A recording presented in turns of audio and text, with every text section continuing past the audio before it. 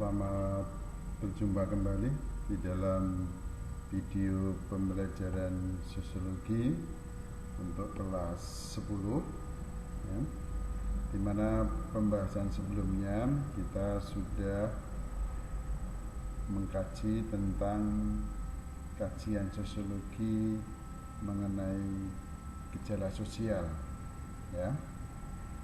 Kemudian yang kedua ya, kajian sosiologi yang dinamakan realita sosial ya. Nah, di dalam ragam realita sosial yang menjadi bahan kajian adalah sebagai berikut, yaitu sosialisasi dan pembentukan kepribadian ya. Sosialisasi adalah proses penanaman nilai dan norma ya, proses penanaman nilai dan norma sehingga nilai itu terinternalisasi kepada seseorang bersama norma-norma yang ada ya. Sosialisasi itu proses di mana nilai dan norma ya akan mempengaruhi dan akan membentuk dalam suatu kepribadian. Apabila sosialisasinya berjalan dengan sempurna, maka akan membentuk kepribadian yang baik. Begitu pula sosialisasi yang tidak sempurna akan dapat menimbulkan satu perilaku menyimpang. Nah, itu kaitannya sosialisasi dengan pembentukan kepribadian ya. Kalau dalam seseorang sosialisasi di dalam keluarga itu kurang baik, misalnya terjadi broken home, maka pembentukan kepribadian yang terjadi pada anak tersebut juga kurang baik atau mungkin kurang sempurna ya. Nah, yang kedua yaitu hubungan sosial ya. Di dalam hubungan sosial ya, seseorang pasti memiliki suatu interaksi dengan orang lain. Bisa interaksi itu antar individu atau individu dengan individu, kelompok dengan kelompok, bahkan bisa individu dengan kelompok ya. Nah, misalnya dalam diskusi kelompok itu ada seseorang yang berbicara, kemudian orang lain mendengarkan ya. Nah, itu sebagai suatu pola hubungan ya. Nah, di dalam proses hubungan sosial inilah nanti ada yang namanya asosiasi, ada yang namanya disosiasi. Pola hubungan sosial yang mengarah kepada bentuk kerjasama ya, dalam bentuk akulturasi, asimilasi, koordinasi, akomodasi. Ini adalah bentuk hubungan sosial yang baik, pola hubungan sosial yang asosiatif.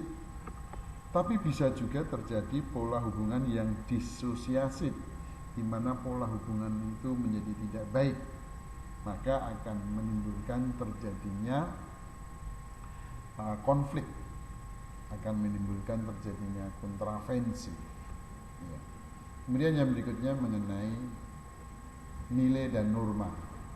Nilai adalah sesuatu yang baik atau yang dicita-citakan setiap orang. Misalnya nilai religius, berbuat ya, rajin beribadah itu sebagai nilai religius.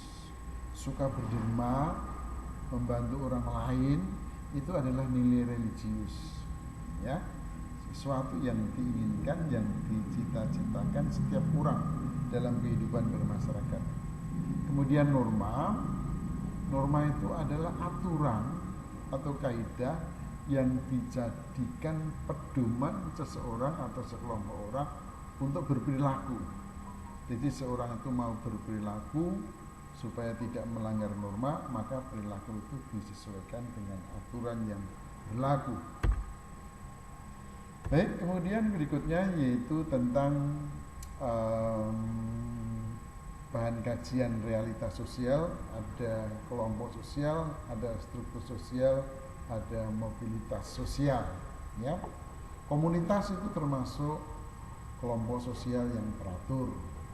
Di dalam suatu lembaga kepresidenan itu sebagai struktur sosial yang memiliki hierarki, di mana sistem kekuasaan eksekutif di tangan presiden, ya, karena Indonesia menganut sistem presidensil. Dari pemerintah paling bawah tingkat RT dan RW sampai ke presiden yang paling berkuasa, itu memiliki struktur lembaga yang jelas, yang tersusun secara berurutan atau secara hierarki. Kemudian yang berikutnya mobilitas sosial, dari kata mobile, bergerak, ya. Jadi gerak sosial itu bisa ke atas, bisa ke bawah, ya. Apa yang gerak ke atas dan ke bawah itu peran dan status. Jadi status itu bisa mengalami kenaikan, ya, bisa mengalami turun, ya.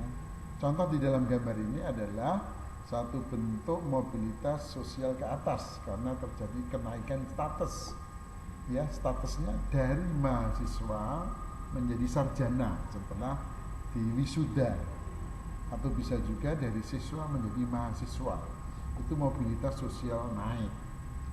Atau bisa juga mobilitas sosial turun, dari seorang guru kemudian menjadi orang biasa karena pensiun, atau dari kepala daerah atau kepala negara tidak terpilih di dalam pilkada atau pemilihan presiden, pilpres, maka dia turun menjadi rakyat biasa. Nah, inilah mobilitas sosial naik dan mobilitas sosial turun, ya. Berikutnya yaitu mengenai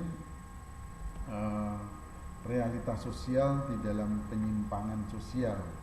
Apa yang disebut sebagai penyimpangan sosial, ya, adalah perilaku yang tidak sesuai dengan norma-norma dan nilai yang berlaku. Ini digambarkan seorang remaja yang sedang mencoret-coret dinding. Kegiatan tersebut tidak sesuai dengan norma atau aturan yang berlaku di dalam masyarakat, karena tindakan itu mencoret-coret dinding. Tindakan ini dianggap tidak sesuai dengan norma-norma yang berlaku di masyarakat. Ini sebagai contoh tindakan penyimpangan perilaku. Kemudian kedua yaitu pengendalian sosial. Polisi sebagai salah satu alat pengendali. Walaupun ada ulama atau sekolah itu sebagai alat pengendalian sosial, ya. Polisi sedang menertibkan seorang pengendara yang mungkin tidak yang penumpang di belakang tidak memakai helm, atau kelengkapan dokumen kendaraan tidak ada, ya. Nah, inilah tugas polisi untuk pengendalian keteraturan sosial di jalan. Kemudian yang berikutnya lembaga sosial, ya. Lembaga sosial ini contohnya di dalam lembaga hukum agama. Jadi ada pengadilan agama, ini tugasnya untuk mengatur, ya, perceraian, ya, dalam keluarga yang melalui jalur hukum agama, atau mungkin mengatur di dalam hukum warisan di dalam pengadilan agama, hukum warisan sesuai dengan agama yang dianut, ya. Baik, kemudian yang terakhir tentang perubahan sosial. Perubahan sosial di sini bisa perubahannya cepat atau bisa lambat, ya. Yang berubah itu apa? Yang berubah itu struktur dan fungsinya. Yang berubah itu status dan peran sosial. Status sosial bisa mengalami perubahan, peran juga bisa mengalami perubahan, ya. Bisa juga seorang ayah di rumah, tapi setelah keluar dari rumah setelah di luar rumah di tempat kerja, dia bukan sebagai ayah, mungkin sebagai guru, statusnya, kalau statusnya sudah berubah, otomatis perannya juga mengalami perubahan, ya. Jadi peran itu mengikuti status, ya. Statusnya berubah, maka perannya juga berubah. Peran ayah, ya, berbeda dengan peran guru. Kewajiban seorang ayah berbeda dengan kewajiban seorang guru, ya. Jadi yang berubah itu status dan peran, struktur, perubahan struktur, misalnya dari masyarakat maritim menjadi masyarakat agraris, atau sebaliknya masyarakat agraris menjadi masyarakat maritim, ya, atau strukturnya berubah dari masyarakat petani, masyarakat desa menjadi masyarakat kota, masyarakat petani bisa masyarakat industri dan sebagainya. Itu adalah bentuk-bentuk perubahan yang ada di dalam masyarakat. Mengenai perubahan itu sendiri, ada yang berlangsung secara cepat, ada juga perubahan sosial yang berlangsung secara lambat. Perubahan sosial yang berlangsung lambat, ya, itu dinamakan evolusi sosial. Perubahan sosial yang berlangsung dengan cara cepat namanya revolusi. Saya tekankan, perubahan sosial yang berlangsung secara lambat namanya evolusi sosial. Perubahan sosial yang berlangsung secara cepat namanya revolusi. Contohnya apa di dalam evolusi? Misalnya evolusi mengenai mata pencaharian hidup manusia. Dari berburu, mata pencaharian berburu berpindah menjadi masyarakat peladang.